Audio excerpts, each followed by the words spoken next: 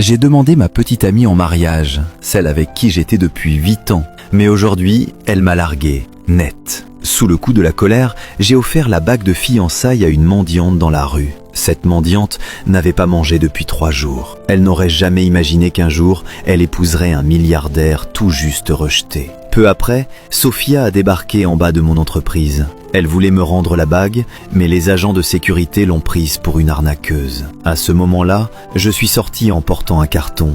Je lui ai dit que je n'avais plus besoin de cette bague. Contre toute attente, Sophia m'a crié. Tu renonces à l'amour aussi facilement ? Cette phrase a mis le feu à ma colère. J'ai jeté le carton violemment et j'ai lancé furieux. Écoute, tu ne sais pas ce que ça fait d'être refusé, humilié devant tout le monde. Elle a répondu calmement. Si tu pouvais vraiment comprendre, moi je suis refusée 100 fois par jour. Quand je demande un peu d'argent ou de nourriture à des commerçants comme toi, on me rejette. Je suis resté sans voix. Désolé, ce n'est pas ce que je voulais dire. Elle a continué. Moi non plus, je ne peux pas vivre en mendiant. Et je ne veux pas vendre la maison pour sauver ma mère malade. Mais au moins, j'ai fait des efforts pour la personne que j'aime. Toi, tu n'es même pas prêt à te battre pour ton amour. On aurait dit qu'on se disputait, mais en réalité, on sortait chacun notre douleur. Les mots de Sophia ont été comme un seau d'eau froide qui m'a réveillé d'un coup. Par respect pour elle, je ne lui ai pas donné d'argent. À la place, je l'ai invitée à un vrai bon repas. Sous le regard curieux des passants,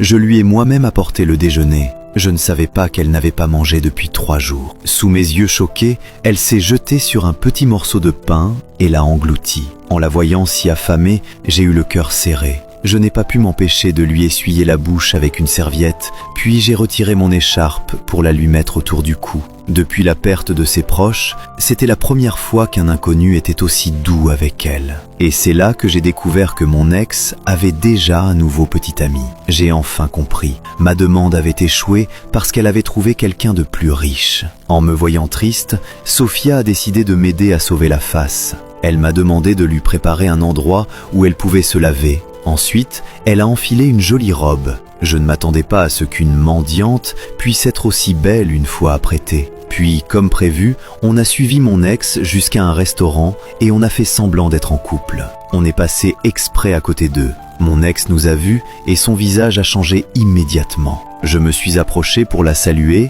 et j'ai présenté la jeune femme à mon bras. Sophia a joué le jeu et a serré fort ma main. Quand mon ex a vu la bague au doigt de Sophia, c'était évident qu'elle n'était pas contente. D'un ton acide, elle a dit qu'elle avait déjà porté cette robe rouge. Sophia ne savait pas quoi répondre, alors j'ai enchaîné. « Cette robe est bien plus chère que ton ancienne. » Ensuite, on s'est tenu par les doigts, chacun a pris une coupe de champagne, on a marché jusqu'au centre de la piste et on a dansé sous leurs regards. Au début, ce n'était qu'une mise en scène pour eux. Mais Sophia a senti que mon regard avait changé parce que toute mon attention était sur elle. Elle a dit timidement « J'aimerais que cette journée ne se termine jamais ». Je lui ai répondu « Cette bague de fiançailles que je voulais jeter a enfin trouvé sa véritable propriétaire ».